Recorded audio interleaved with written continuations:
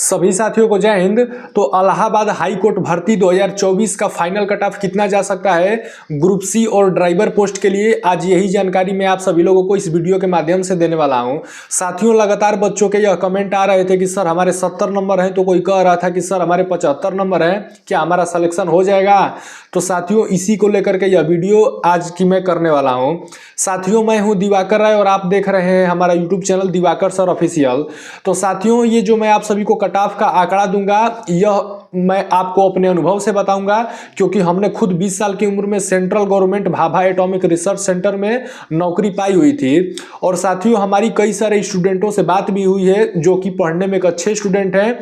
क्या क्या उनके सामने समस्याएं आई पेपर को देने में, यह अभी मैं आप सभी के साथ डिस्कस करूंगा। और कट ऑफ को लेकर के मैं आपको एक सटीक जानकारी दूंगा। इसके बाद आपको कहीं भी किसी प्रकार की कोई भी वीडियो देखने की जरूरत नहीं पड़ेगी, ये मैं आपसे प्रॉमिस करता हूं। तो साथियों, आइए वीडियो को स्टार्ट करते हैं। साथियों, मैं आपको एक चीज क्लियर कर दूं कि हमने खुद भी पेपर का एनालिसिस किया हुआ है हर शिफ्ट के अच्छे से, ताकि मैं आपको कट ऑफ और भी एग्जैक्ट और एक्यूरेट बता सकूं। साथियों, पेपर में बच्चों के सामने यह समस्या रही इंग्लिश पोर्शन को लेकर के। जैसा कि आप सभी को पता होगा कि जीके का पोर्शन काफी आसान पूछा गया था, जितना बच्चे डर रहे थे उतना कठिन आया नहीं था, जीके ठीक ठाक करने लायक था। और बात करते हैं मैथ पोर्शन की भी, तो मैथ पोर्शन भी आसानी था, यानी कि पेपर का यदि ओवरऑल लेवल देखा जाए तो पेपर इजी ही आया था, हमें कहीं मॉडरेट लेवल के भी क्वेश्चन नहीं दिखे। साथियों, इंग्लिश वाला पोर्शन कठिन था, इसको मैं एक्सेप्ट कर रहा हूं। इंग्लिश वाले पोर्शन में बच्चों को बहुत सारी समस्याओं का सामना करना पड़ा है, ऐसी मुझे जानकारी मिली है बच्चों से बात करके। आप भी इस बात से एग्री करते होंगे।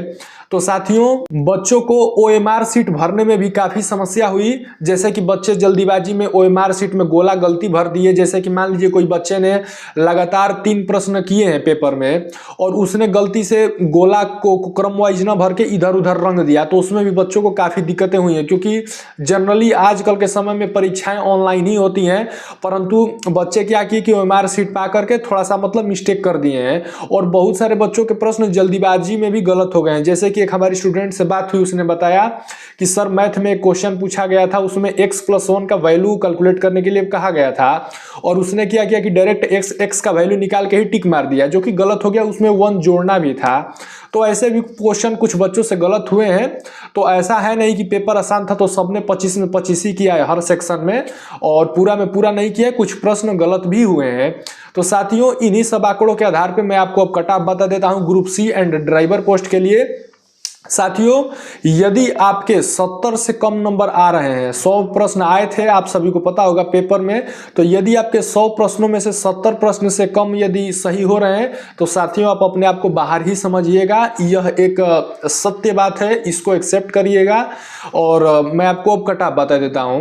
तो यदि आप ऑन रिजर्व कैटेगरी से आते हैं, यदि आप यूआर से आते हैं, यदि आपके 70 मार्क्स आ रहे हैं, तो भाई आप सेफ हो। और बात कर लेते हैं ओबीसी और ईडब्ल्यूएस कैटेगरी वाले छात्रों की। तो साथियों, ओबीसी और ईडब्ल्यूएस का जनरली लगभग कट ऑफ सेम ही जाता है।